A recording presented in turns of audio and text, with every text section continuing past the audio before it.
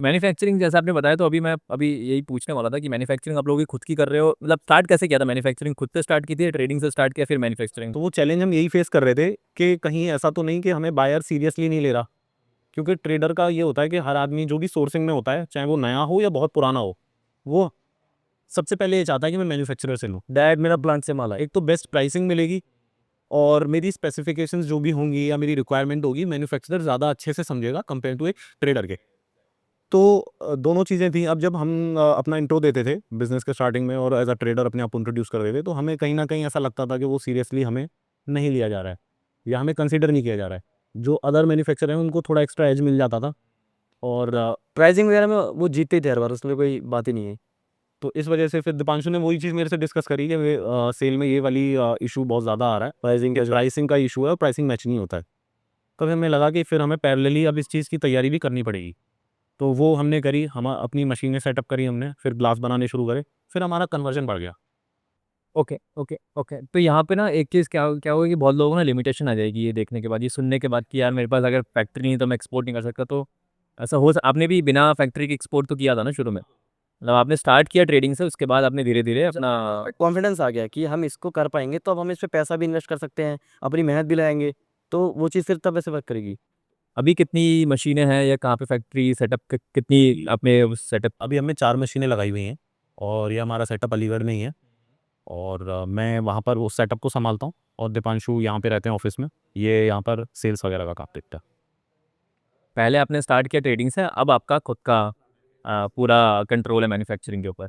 Nice. उसमें क्या है कि आपके पास हाथ खुल जाते हैं, जैसे मैं आपको बताऊँ कि अगर आप मैन्युफैक्चरिंग करना चाहेंगे, तो आप इसके अंदर एक्सपेरिमेंट भी कर सकते हैं। जैसे कि ये कस्टमाइज़ आपने कब बना दी, चीज़ें कर दी। ट्रेडिंग में इतनी चीज़ें पॉसिबल नहीं है, और उसमें क्लाइंट का कॉन्फिडेंस भी आप लूज़ करते हैं। और उसमें टाइम भी काफ़ी लगता है कि एक अगेन बिल्कुल, बिल्कुल, बिल्कुल, और ये चीज़ें चेंज करेगा। और दीपांकर जी, आपने एक पॉइंट बहुत अच्छा मेंशन किया कि वो लोग थोड़ा डिमोटिवेट हो जाएँगे जो हमें सुन रहे हैं कि भाई मैं मैन्युफैक्चरिंग लगाऊँगा तो मैं कैसे काम करूँगा? नहीं, उसमें नहीं है, ट्रेडर के लिए एक ऐसी विंडो है जो हमेशा खुली रहेगी, चाहे मैन्युफैक्चरर कितना भी बड़ा हो जाए और कितना भी अवेलेबल हो। असल में क्या है, फॉर एग्ज़ाम्पल 2 लोग हैं, एक की रिक्वायरमेंट है उसे, फॉर एग्ज़ाम्पल ये ग्लास है ए टू ज़ेड, ये उसको चाहिए 1 कंटेनर, तो ये डील मैन्युफैक्चरर बेटर कर देगा कंपेयर टू ट्रेडर के। बिल्कुल। लेकिन एक रिक्वायरमेंट है कि मेरे को ये हो गया या ये लिड हो होगा गई, इसमें, और ये और चीज़ें ऐड बाउल हो गया। अब मुझे ये तीनों आइटम चाहिए 40 फीट हाइट में। कंटेनर। इस वाली डील को एक ट्रेडर बेटर कर देगा कंपेयर टू मैन्युफैक्चरिंग के बाद सिर्फ कप बनाने की। यस, एग्ज़ैक्टली, वहाँ वो फँस गया भाई। तो ऐसा नहीं है, ट्रेडर के पास भी एक एज होता है, लेकिन वो फिर उसमें होता है, कंसोलिडेशन में होता है। वहाँ आपकी बेसिकली क्रिएटिविटी काम आती है कि यार आप मार्केट में ऐसा क्या सॉल्यूशन देने आ रहे हो, एक एलसीएल के साथ आप कर रहे हो, क्योंकि मैन्युफैक्चरर के पास एक एमओक्यू भी रहेगा। आप एमओक्यू से परे हो, आप 2 सीबीएम 4 सीबीएम भी कर सकते हो। तो ट्रेडर अगर इसी प्रोडक्ट की बात करें तो शायद ऐसा इश्यू आ रहा है, बाकी में ट्रेडिंग भी चल रही है आपकी। मतलब उसके पास फ्लेक्सिबिलिटी बहुत ज़्यादा होती है ट्रेडर के पास।